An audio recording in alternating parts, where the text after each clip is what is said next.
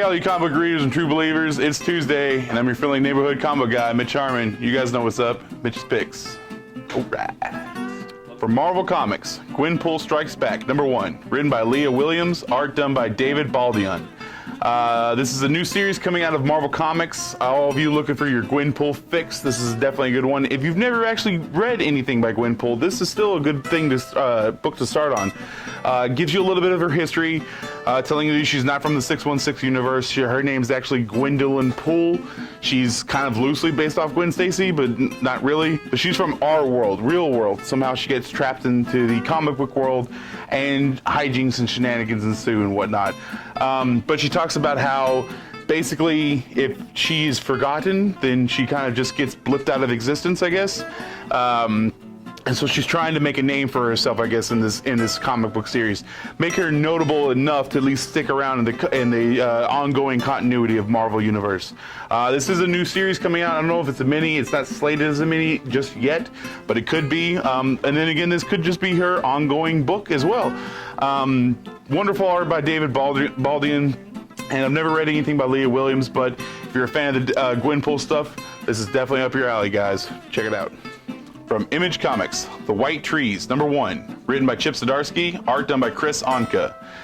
This is a new series coming out of Image Comics, set in the world of Black Sand. It speaks as if there's already books out there of this series, but I cannot seem to locate any of them. So, as far as I'm concerned, this is the beginning of this story of the Black Sand Saga, or whatever it may be. The story revolves around Krylos. He is a old war veteran who has just come to try to live a simple life with his children at home and trying to forget the old war. That is until it comes find out that one of his children and also some other of his war buddies' children have been kidnapped and are missing at this point, and he is has a good idea about who has taken him. Some old factions from the old war that he used to be a part of, and now he is being summoned by his king, I guess, to go and hunt down these people and also try to rescue his children. But that's not before necessarily having to have a very uncomfortable reunion with certain of his ex-war party members or whatnot. It's a beautiful fantasy story written by Chip Zdarsky. Guy does a great job of making humor in just about anything and everything. And Chris Anka has beautiful, beautiful art, and Matt Wilson's doing the coloring. Beautiful colors, guys. This is a great fantasy book. Really, really fun to read, and it's just real pretty to look at, guys. Check it out. From Marvel Comics, Absolute Carnage, Separation Anxiety, #1. Written by Clay McLeod Chapman, art done by Brian Lovell. This is a one-shot tying into the Absolute Carnage stuff. This actually revolves around a stray dog, but it's a special stray dog. Anybody that's been following the Carnage stuff and so on and so forth, you know about this group during the Deadpool vs. Carnage series that had been weaponizing the children of Carnage, Agony, Lasher, Riot, and Phage, I believe. They kind of started making a military aspect. That is until Deadpool and Carnage kind of break in with their fight, and all the symbiotes bond to Deadpool quickly, and Deadpool uses that to defeat Carnage, but then the symbiotes leave and bond to this dog, and the dog just disappears it's been like 3 years now. But this dog comes back into this family's life. Basically, the family's arguing, having problems. The little girl goes outside to try to escape, finds the dog and all the symbiotes that are attached to it as well.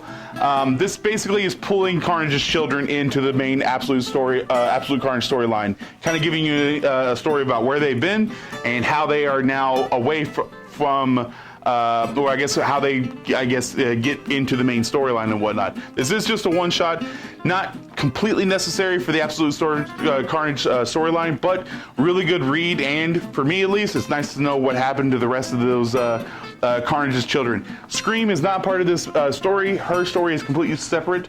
There's actually a mini-series that's going on with Scream, which will follow her character's story and progression and so on and so forth. But this one shot, anything with Carnage in it, guys, or anything that deals with symbiotes, it's pretty rad, guys. Check it out. From Boom Studios, Once and Future, #1. Written by Karen Gillan, art done by Dan Mora. This series follows, it looks like Bridget McGuire is the main character, but her grandson Duncan also could be the main character of this book as well. A group of British nationalists steal a 5th century sword scabbard from an archaeological find, killing the guy who found it. And people are just kind of perplexed about why someone would want to go through such great lengths to steal a scabbard. But Bridget McGuire knows better. She knows exactly what that scabbard is, mostly from her decades-long run of hunting monsters and knowing about all this crazy stuff. And she recruits, since she's a little bit further up in her age, though, she recruits her grandson, Duncan, to come and try to help her, retrieve the scabbard. Revealing along the way to Duncan about who she really is, how she comes from a long line of monster hunters, and that she never really wanted to get her grandson mixed into this, but, he's kind of into it for now. Meanwhile, the British nationalists who stole the scabbard, they are trying to resurrect an ancient villain of British lore. And it's not who you may think it is either. You kind of get alluded to maybe who this person may be, but they kind of do turn it on its head. Kieran Gillen, he has done a lot of great things. Phonogram and Wicked and Divine is what he's currently working on, but he's done many, many different stuff out there. Really great reads, and Dan Mora, you can't go wrong with his wonderful art. He did the Klaus series with Grant Morrison. It's really, really interesting. Anything that has to deal with undead monsters or mythological beasts and raising ancient mythological villains and whatnot, I don't know. It sounds really rad. Plus, Kieran Gillen's a really great writer, and Dan Mora's art is just beautiful, guys. Check it out. My trade pick for this week's from Marvel Comics, Guardians of the Galaxy Volume 1, The Final Gauntlet, written by Donny Cates, art done by Jeff Shaw. This is the beginning of the new Guardians of the Galaxy book happening after Infinity Wars. For those of you that did not read Infinity Wars, Thanos kind of got killed by Gamora. Other shenanigans happened, but that's the main focus to pull away from Infinity Wars when diving into this book. Thanos has left his last will and testament, basically claiming that he has found a way to transport his consciousness into another body and that Thanos will return. Even though his body may be dead, he will have his mind back eventually. And everyone suspects it's Gamora. And Gamora has been missing since the Infinity War, so everyone's starting to conclude that it might be her. And that's why a whole council created by Eros, Thanos' brother, also known as Star Fox, to try to find out where Gamora is and to ultimately kill her before she can become the new Thanos. Needless to say, some of those cosmic entities that have been pulled together, such as Silver Surfer and Gladiator, Moondragon, so on and so forth, they're kind of against the idea of killing a person who hasn't really committed anything heinous just yet. And there's also another side of this group who is totally okay with just preventing Thanos from coming back, regardless of the lives that are lost or anything. This is just the main story arc of that story, because after this is starting the Rocket story that's been going on right now, and the Universal Church of Truth or whatever. But this is the entire story you need of Thanos's last will and testament, I guess you could say. Interesting story and twist that goes along, but you really don't need too much to know about previous events because it kind of all explains it in this book. And it's just, even if you're not a big Thanos fan, it's still a really rad story, guys. I highly recommend check out anything by Donny Cates, but definitely this one.